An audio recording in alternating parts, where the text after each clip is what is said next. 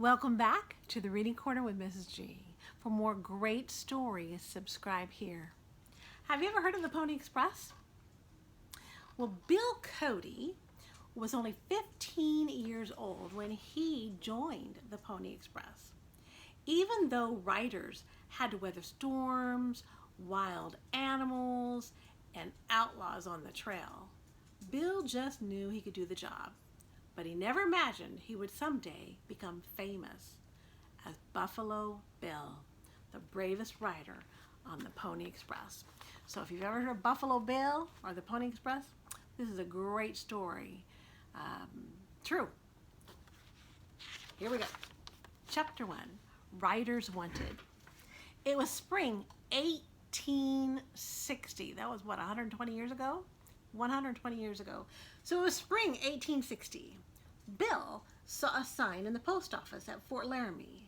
The sign said, "Wanted, riders for the Pony Express. Young, skinny fellows under 18, orphans welcome. $25 a week." "That's the kind of job I want," said Bill. Bill went in to see Mr. Majors. Bill stood tall and said, "I want to join the Pony Express." Mr. Majors laughed. "A big wind could blow you away," he said. "You're too young." "Gee whiz," said Bill. "I'm 16. "Don't try to fool me," said Mr. Majors. "If you are 16, then I'm a lizard."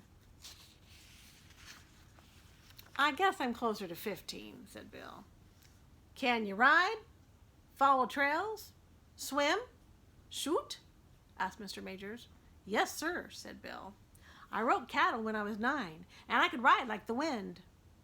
"It'll be no picnic," said Mr. Majors. "You must ride 70 or more miles each day. There may be trouble, too." "I'm not afraid," Bill said. "I like your spunk, son," said Mr. Majors, "but you must promise not to lie, not to swear, and not to fight. And you must deliver the mail on time, no matter what." "I promise," said Bill. Mr. Majors showed Bill a map. "There's St. Joseph, and there's Sacramento, California. 80 riders and 400 ponies carry the mail between these cities," said Mr. Majors. "That's a long way," said Bill. "Yup," said Mr. Majors. "It's about 2,000 miles. The riders travel all day and night to carry the mail in 10 days. They are twice as fast as stagecoaches." Mr. Majors marked Red Buttes. "That is your home station," he said. "Your job is to take the mail from Red Buttes to 3 crossings." "More than 75 miles on one pony?" asked Bill. "Of course not," said Mr. Majors. "Along the way there are stations with food, shelter, and fresh ponies. After 2 days' rest, you ride back with more letters." Bill put on a red flannel shirt, a red neckerchief, blue trousers, riding boots, and a $10 hat to keep off the rain. A shiny horn hung from his shoulder. He was a real Pony Express rider now. "Take these 2 pistols and a knife," said Mr. Majors, "just in case." Chapter 2, The Chase. It was supper time at Red Buttes. The men swapped stories, and Bill listened to every word. "Remember when a herd of buffalo trampled a rider and a pony?" said Ben. "Oh, yeah," Shorty said. "And remember when the Indians attacked a station and stole the ponies?" said Ben. "That's enough," said Mr. Willis, the station boss. "Let's not scare young Bill." At midnight, Bill got ready for his ride. His pony, Bluetail, was ready too. Suddenly, a horn sounded. "Toot-toot, toot-toot! Here comes the Pony Express!" cried Ben. A pony galloped in, and the rider slid off. Bill pulled the mailbags. Bill pulled the mailbags off the tired pony and put them on Bluetail. "Giddy up!" yelled Bill. Bluetail ran like the wind. All of a sudden, Bill heard hoofbeats behind him. The Indians! Bill knew they wanted his pony. Faster, faster, he yelled. Bang, bang! Bullets whizzed past Bill's head. Giddy up, he shouted. Bluetail ran as fast as he could, and slowly the Indians fell back. Bill was very glad to see the lights of Three Crossings. He blew on his horn. Ta-too! Ta-too! The station master ran out. You must go on to the next station, he cried. The rider is sick. Oh, no, said Bill. He was very tired. But he changed ponies and was off again. Many hours later, Bill returned home to Red Buttes. He had ridden long and hard, and the mail was on time. Everyone wanted to hear his story, but Bill was so worn out, he fell asleep at the table. On payday, he sent money home. He wrote, Dear Ma, the rides are easy and the food is good. Don't worry, nothing much happens here. I miss you. Love, Billy. Chapter 3, Wolves. One night, Bill was riding back to Red Buttes. A storm brewed, lightning crackled, and thunder rumbled. Bill sang to calm his pony. Just then, rain began to pour. Bill was soaked, and the trail was slippery. The pony had to slow down.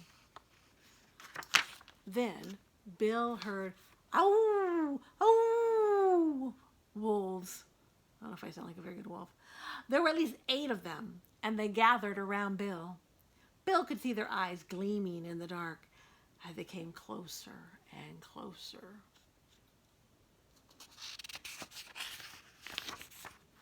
They bit the pony's legs and neck. The pony reared up on its hind legs. I must not fall off, Bill said to himself. They would get me for sure. And then they would get my pony too. Bill fired his gun at the wolves. They backed away. Then Bill ran out of bullets, and the wolves came toward them again.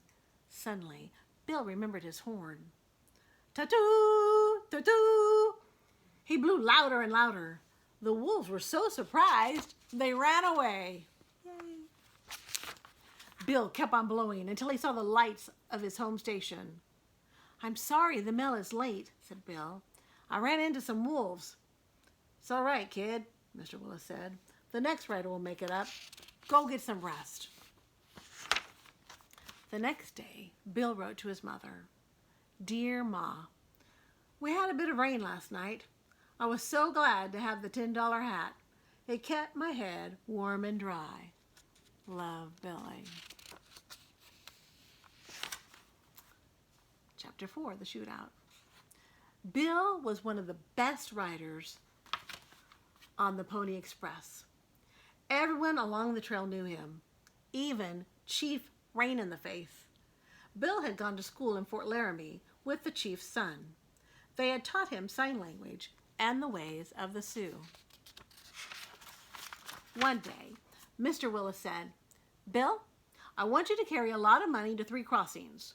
Robbers are on that trail, but I know you can handle them. Bill was excited.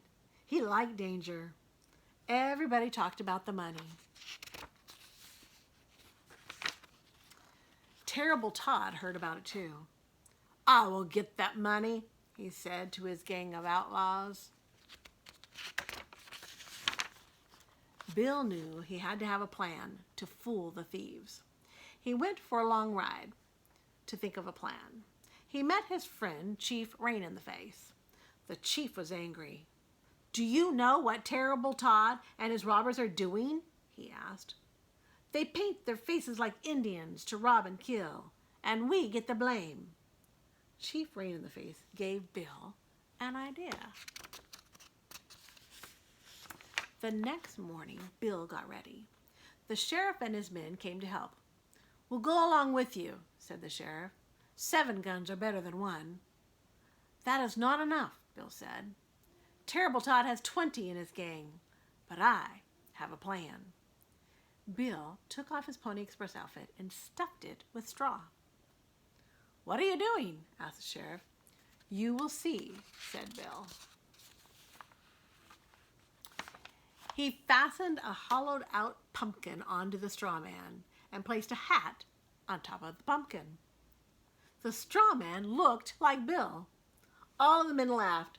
"Pumpkinhead Billy," they shouted. They watched Bill put newspapers into 4 mailbags. Then he slapped Bluetail and yelled, "Giddy up!" Bluetail was off to 3 crossings.